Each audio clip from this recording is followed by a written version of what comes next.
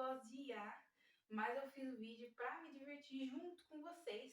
Afinal, eu quero trazer mais tags, que são vídeos um pouco mais leves, descontraídos, não tem uma carga tão pesada nem tão profunda, é mais para entretenimento. E a última tag que eu trouxe é bem antiga, por isso tem muitas variantes. Dessa vez eu vim trazer uma tag nova que foi criada pela Ana Flávia. O vídeo original falando sobre a tag vai estar aqui nos comentários. Bora lá, meus amores! A primeira categoria é uma personagem que tomaria decisões melhores se tivesse uma IA como conselheira. Eu escolhi um livro, É Assim Que Acaba, a protagonista dele, que se chama Lily, se eu não me engano. Esse vídeo, por ser uma tag, a gente tem que resumir um pouquinho do que se trata os livros. Então, se você se importa com spoiler, é melhor, né, assistir um outro vídeo do canal falando sobre um livro que você já leu, ou então um vídeo que não ocorra esse tipo de coisa. Nesse livro, a protagonista passa por um relacionamento abusivo. Ela tem uma filha com esse cara que foi marido dela por um tempo, e no final das contas ela decide que ela não vai cortar contato da filha com o pai e que ela pretende que eles tenham uma convivência comum de pai e filha, por mais que eles estejam divorciados e por mais que ele seja uma pessoa agressiva, afinal ele cometeu violência doméstica. Isso é uma coisa que depende muito, é uma decisão que muda de família a família. É óbvio que não é só uma decisão feita verbalmente, é uma coisa feita judicialmente, mas, gente, se fosse só acordo verbal, eu não escolheria o que ela escolheu. Sei que muita gente escolhe e tal, mas eu não teria a mínima confiança numa pessoa desse jeito. Como a Ana Lívia mesma falou, a Colleen Hoover tem uma mania de escrever personagem que só toma decisões complicadas, assim, né? Que todas as personagens dela têm decisões questionáveis, digamos assim. E não é à toa que esse livro foi polêmico, né? Ele foi um livro acusado de romantizar essa problemática que existe na sociedade desde sempre até hoje, e eu espero que não seja para sempre, que em algum momento, e breve, aliás, que isso termine, né? A segunda categoria é um livro que te deixou refletindo por dias, como se tivesse tido uma conversa existencial com o chat GPT. Eu escolhi Carta ao Pai, que é considerada uma novela aí devido à extensão, né, do texto, porque é uma carta de verdade, na época em que se fazia correspondência por papel, escrita pelo Franz Kafka para o pai dele. Não é à toa o título. E me deixou refletindo por vários dias, porque não pelo motivo que vocês vão imaginar, né? Esse material, quando você lê, você entende muita coisa e realmente dá para refletir sobre relações familiares, principalmente a paternidade, claro. Mas, gente, pior que não é nem por aí. O que eu fiquei pensando mesmo é porque já faz muito tempo que eu tenho o livro do Franz Kafka chamado O Processo, e faz muito tempo que eu quero ler o outro livro chamado A Metamorfose, e eu enrolo, gente, enrolo, e mesmo tendo aquele, não começava, e eu acabei começando por Carta ao Pai, e justamente me fez pensar por dias por que, que eu demorei tanto. É muito bom. O cara escrevia muito bem. Eu imagino que deve ser muito diferente esses dois romances que eu falei para essa carta, porque essa carta é não ficção. Essa carta é uma pessoa escrevendo o que se passa no coração dela. Nos livros de ficção do Franz Kafka, pelo que eu ouço falar, ele coloca sim sobre a vida dele, mas ele cria uma coisa fantasiosa para explicar, principalmente em A Metamorfose. Então talvez seja diferente o jeito de escrever, mas com certeza vai manter a mesma essência, porque é escrito pelo mesmo cara. Então até hoje eu tô pensando muito em começar, mas eu continuo adiando, né, para você ver como é que é.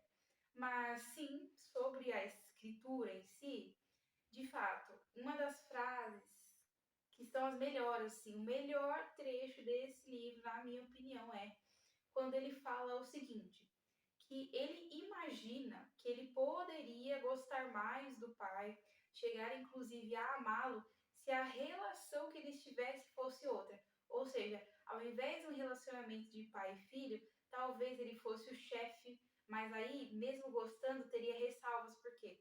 Porque o chefe é uma pessoa superior e como funcionário você tem deveres para com esse chefe. Mas ainda assim ele seria capaz de gostar do pai se ele fosse um chefe. Ou então, se esse pai dele, na verdade, fosse um sogro, ele conseguiria amá-lo, mas teria aí algumas questões. Ele teria esse amor com um pouco de apreensão, porque essas relações de sogro e sogra é conhecida por ter uma coisa de a pessoa ficar pegando no pé, chamar bastante atenção. Enfim, se fosse um professor que ele gostaria mais, todos esses outros tipos de relacionamento que ele poderia ter com o mesmo cara seria mais propício de ser um bom relacionamento, mas que infelizmente eles dois calharam de nascer na vida, um como pai do outro, e que esse foi aquele relacionamento que não deu certo, não vingou, infelizmente, eles não se davam bem. Cara, essa parte é muito boa, porque às vezes é justamente isso. Talvez a convivência que você tenha com aquela pessoa faz com que vocês não se deem muito bem. Porque se fosse uma outra convivência, um outro contexto, se vocês tivessem nascido de uma forma diferente na vida do outro, vocês se gostariam mais. Vocês conviveriam melhor. A terceira categoria é um mistério literário que você adoraria resolver com a ajuda de uma IA investigativa. Eu sempre fui o ó para resolver os mistérios dos livros. Eu nunca conseguia criar uma hipótese plausível, nunca conseguia acertar. E, aliás, não gostava, então eu não lia muito. Quando eu estava no Fundamental 2 da escola, eu lia por obrigação, porque praticamente os livros que são aprovados pela BNCC, eu acho que é esse o nome, em sua maioria são livros de narrativa policial. Só que eu não sei, gente, eu não me dava bem, eu não gostava, então eu não desenvolvi essa habilidade, eu realmente sou muito ruim.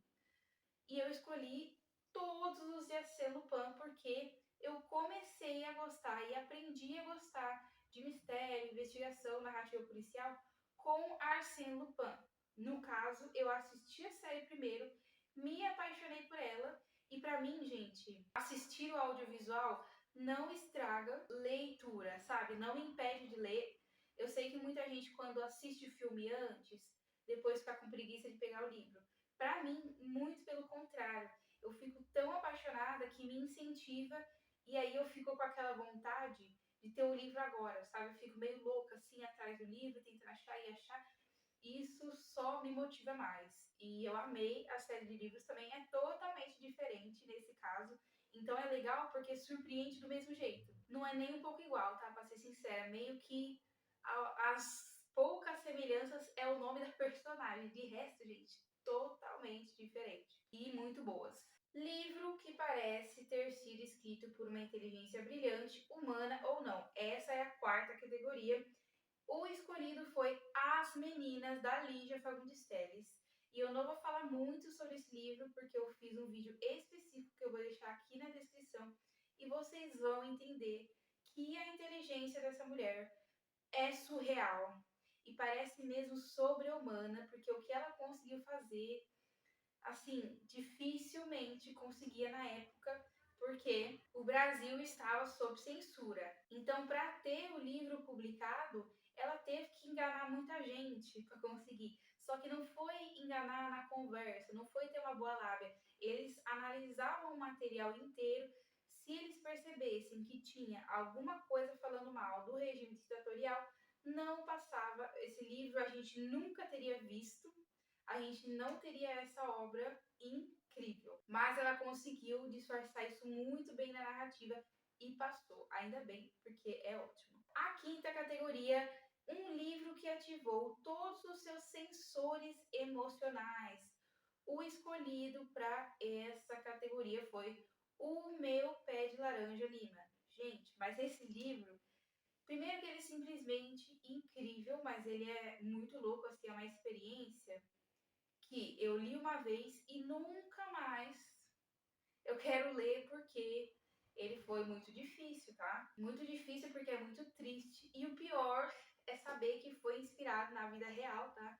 O autor fez ali uma coisa ficcional inspirada na vida dele, então não tem como saber o quanto tem de ficção e o quanto tem de realidade, mas mesmo assim isso traz uma preocupação. Na edição que eu li, logo no início assim do livro, você já via que ia falar sobre assuntos muito complicados, porque assim como Carta ao Pai, ele vai falar sobre relacionamentos familiares, nesse caso de uma forma um pouco mais geral, não é só sobre paternidade, pai e filho, mas vai falar sobre todos os parentescos mais próximos, né, das pessoas que moram junto com você na sua casa. E era uma família, infelizmente, muito tóxica, com muitos problemas sérios de convivência, que em Carta ao Pai não é tão explícito assim. E nem precisa em Carta ao Pai, porque ele está fazendo uma carta para o próprio pai, que já sabe bem o que aconteceu. Por isso que ele não contextualiza, tá, gente? Aliás, caso vocês não saibam, não era para ter sido publicada, porque foi realmente uma conversa a sós, através de carta pessoal, assim, uma coisa íntima, pessoal, mas que acabou virando pública depois. Enfim, voltando para o meu pé de laranja lima, ativou todos os meus sensores emocionais, porque, por mais que seja um livro muito difícil, a protagonista é um menininho que eu acho que tem uns 5 anos na narrativa. Gente, mas ele é muito engraçado, porque ele é uma criança arteira. Assim, às vezes elas fazem umas artes que você morre de vontade de rir, só que você não pode. Você tem que dar uma bronca e corrigir, porque a pessoa, no fim das contas, fez errado, por mais que seja uma coisa engraçada. Então ela não pode repetir. Mas pelo fato de ser um livro, gente, eu morria de rir num capítulo. Só que aí terminava aquele capítulo, começava a ler o próximo e morria de chorar. Por isso que eu tô falando, ativou todos os meus sensores emocionais, porque, como eu disse, é um livro difícil. Dava até uma confusão, um misto de emoções todo, porque eu tava rindo numa página, virei ela, começo a chorar, porque aconteciam coisas muito pesadas. Ele, como uma criança arteira, era muito engraçado. Mas aí, quando ele ia levar as broncas dos pais, não eram com métodos de educar uma criança saudáveis, não eram métodos de educar uma criança legalmente permitidos, né? Inclusive, porque era uma criança que, infelizmente, sofria agressões e não é o tipo de agressões que vocês imaginam que as pessoas banalizam, e tem gente que fala que é normal, tem gente que fala que pode sim, eu não concordo, e aliás, nem a lei concorda que é proibido, tá? Pra quem não sabe. Quem estiver assistindo, caso tenha lembrado de alguma coisa, vamos aí tá melhorando, né, também, vamos aí tá melhorando, mas no caso dele, o pior não era nem o que as pessoas costumam falar que tem que educar assim mesmo, é isso que eu tô me referindo. Não, eram coisas assim que, alerta spoiler, teve um capítulo em que o garoto dá a entender que ele entrou em coma, de tanto que ele sofreu agressões de pessoas adultas muito maiores do que ele e que deveriam cuidar, né, e educar da maneira certa. A sexta categoria é um livro que você reprogramaria se pudesse escrever o final. E eu escolhi Os Sete Maridos de Evelyn Hugo. Todo mundo que tem a TikTok desde a pandemia deve saber como que é a narrativa. É um fim aberto, relativamente, depende para quem, que personagem a gente quer dizer. Se for uma personagem específica, não, é bem explicado. Se for outra personagem, é aberto, só que no sentido de que não mostra acontecendo o que diz que vai acontecer, mas a gente sabe, porque é bem explicado. A personagem fala pela própria boca o que vai acontecer, como vai ser o futuro dela, e é justamente essa parte. Assim, eu acho que foi uma personagem com uma personalidade forte, uma personagem muito determinada a conseguir o que queria e acabou passando por cima de muita gente, tomando decisões que se arrependeu depois para poder ter uma carreira, ter sucesso, ter a vida que almejava desde sempre.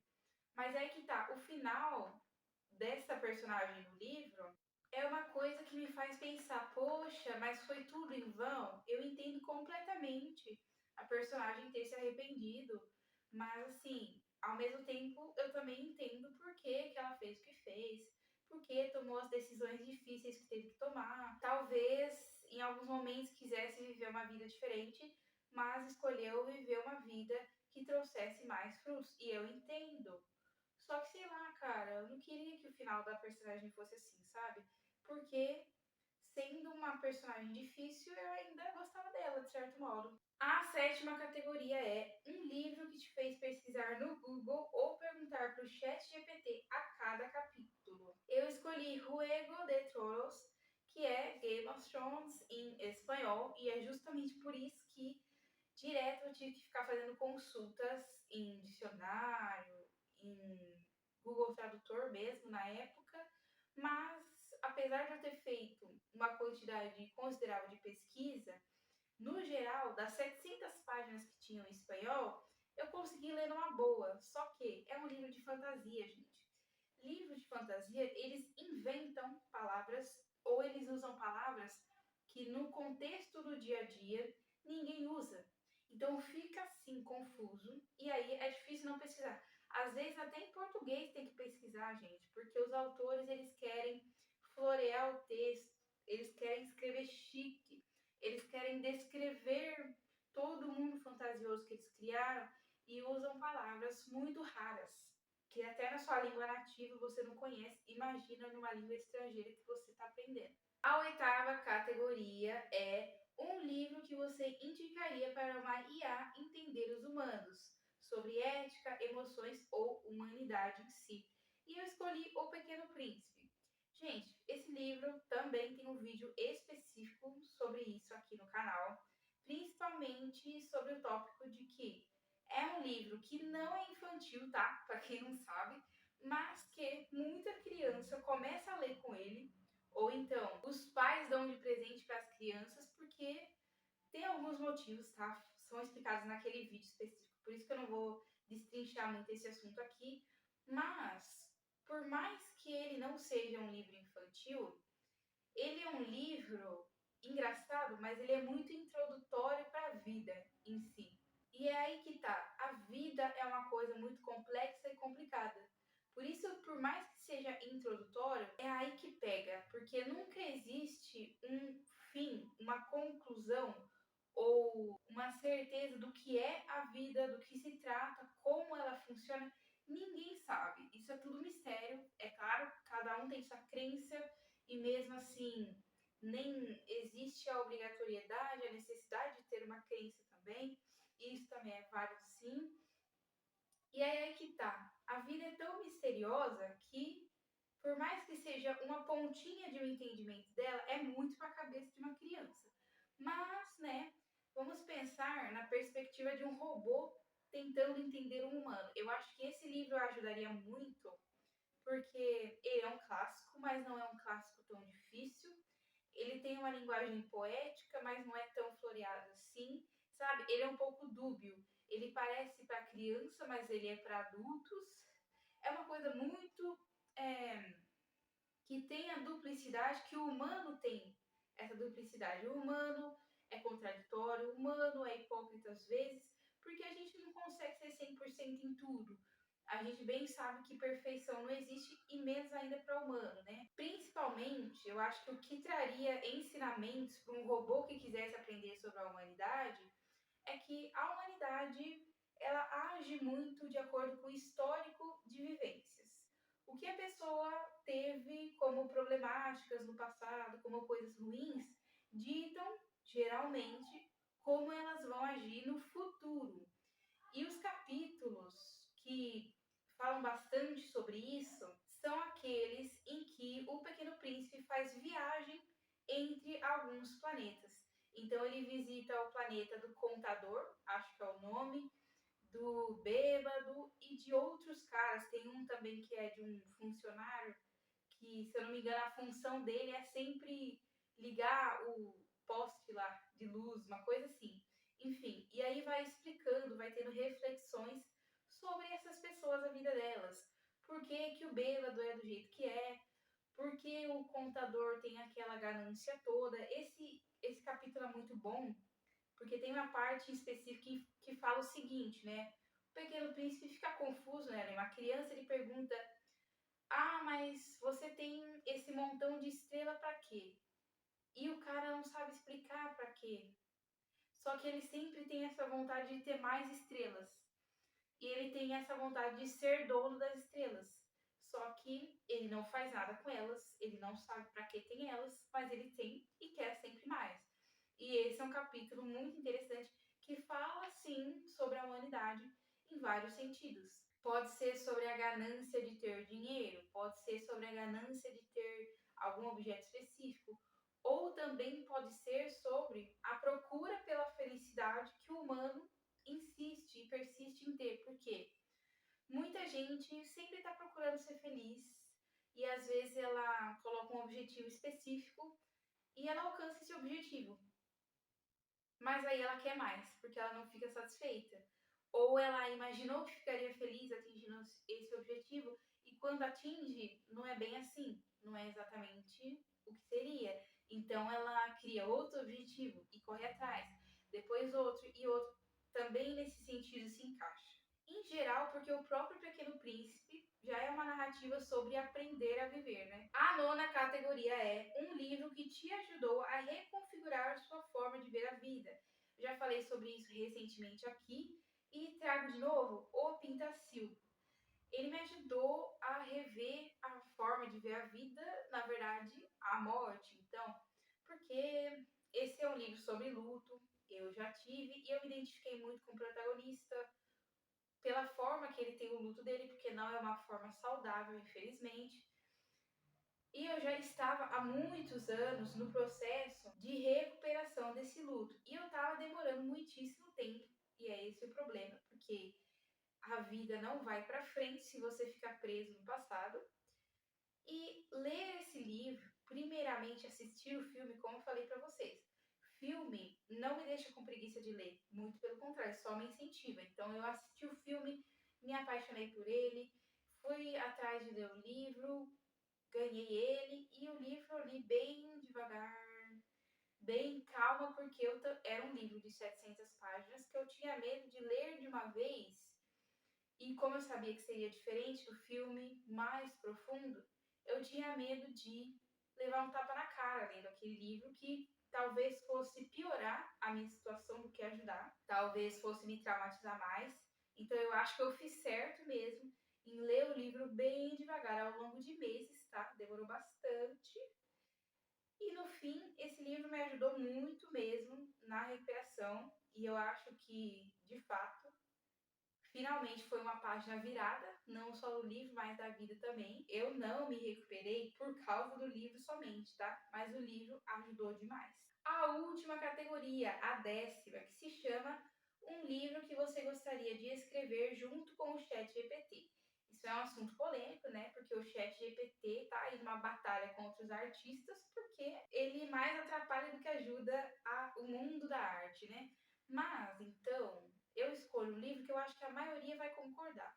E na verdade não é um, são 7. Não estou falando dos 7 anões, eu estou falando de Harry Potter.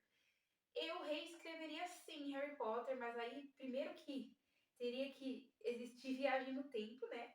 E depois teria que existir ChatGPT naquela época, lá nos anos 90, eu acho, para que eu conseguisse lançar Harry Potter antes da J.K. Rowling, porque todo mundo, né, tem essa decepção com a diva, porque, cara, as narrativas são tão boas, mas ela é uma pessoa tão chata, sabe?